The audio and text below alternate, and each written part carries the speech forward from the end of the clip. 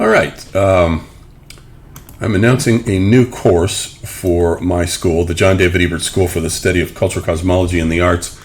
And I want to make the announcement that I am canceling the course on Cormac McCarthy that was supposed to start on September 17th and go for 8 weeks, mostly due to lack of interest. I'm not sure what the lack of interest is based on. I thought McCarthy would be a sure thing, but apparently not.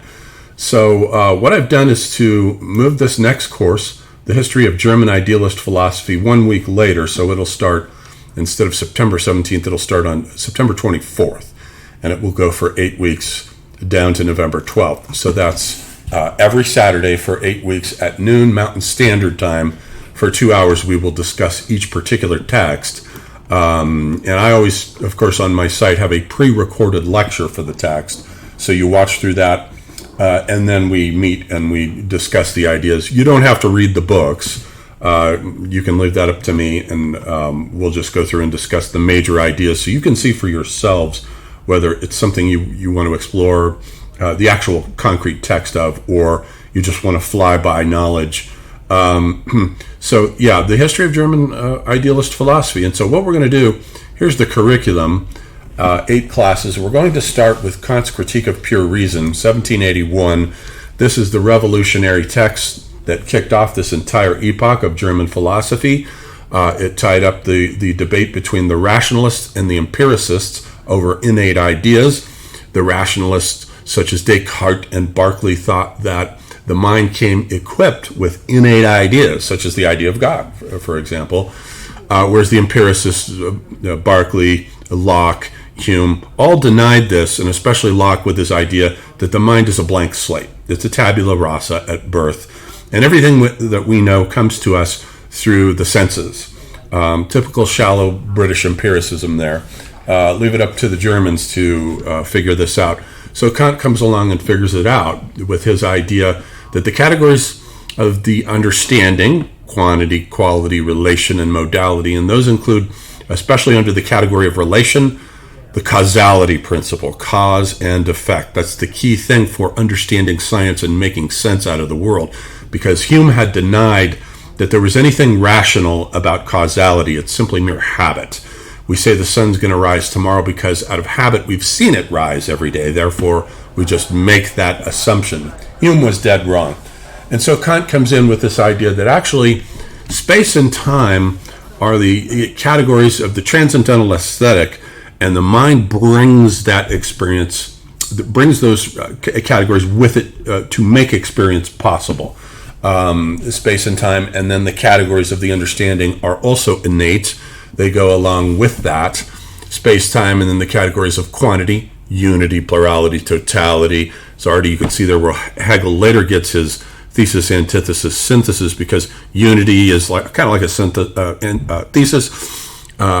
Plurality is kind of like its antithesis, and unity, plurality, and then totality. Totality is sort of a synthesis of the two of them. So each one of these, quantity, quality, relation, and modality, has 3 subcategories, and Kant believed that they were innate to the human mind and that they make experience possible. They are a priori categories of the human understanding, and they make experience possible. So we'll review Kant's Critique of Pure Reason. That came out in 1781, and then it was followed in 1794 by Fichte's Science of Knowledge. And Fichte's writing was so similar to Kant that initially people thought that Fichte's book, he had originally written a book about religion prior to this. Everybody thought Kant wrote it because he published it anonymously. That got all straightened out, and we have Fichte in the Science of Knowledge then following Kant with the idea of das Ich. The I is the primary principle. A equals A. It's self-reflexive. And he ends up getting rid of the Ding an sich, the thing in itself, that was absolutely the essential canvas, let's say, that made Kant's whole idealism possible. And then we'll look at Schelling. He has several works in here. The Naturphilosophia begins right about 1799 with his first outline. We'll look at that, and then also his system of transcendental idealism, which came out the following year in 1800. These philosophers are rewriting the same book. They're all rewriting Kant's Critique of Pure Reason. Fichte's Science of Knowledge is his own version of it, and Schelling's system of transcendental idealism is his version of it. And Hegel's Phenomenology of Spirit is his version of Kant's Critique of Pure Reason. That came out in 1807. We'll look at that in detail. And then also I want to finish with Schelling's unpublished masterpiece, The Ages of the World, which he started in 1809 as his response to the popularity of Hegel's Phenomenology of the Spirit, which was so popular that it occluded Schelling's fame. Schelling had been the rising star before Hegel published that. It occluded his fame, and it kind of killed his spirit. Schelling stopped publishing for a while, and he never did publish his masterpiece, Ages of the World. So we'll look at that. And then we'll move to the final concluding philosopher of this whole development, Arthur Schopenhauer. We'll read the fourfold root of the principle of sufficient reason, which is absolutely necessary to read first in order to understand his great 1818 masterpiece, The World as Will and Representation, which is in 2 volumes. We will only be looking at the first volume, where he lays out the basic structure of the world as will, and the fact, rather solipsistically, that he says that the world is my idea. If you blink me out of existence, there is no world. So the world depends entirely on my point of view. So that'll be Schopenhauer. So that will be the itinerary over these 8 weeks. We will be entering into some of the headiest thinkers of all time. This is why I put Caspar David Friedrich's Wanderer above the Sea of Fog. He's a contemporary of these individuals. I regard him in a way as the sort of artistic or painterly equivalent of German idealist philosophy. So we will be ascending to the heights. Then I do want to follow this course with a course on Nietzsche.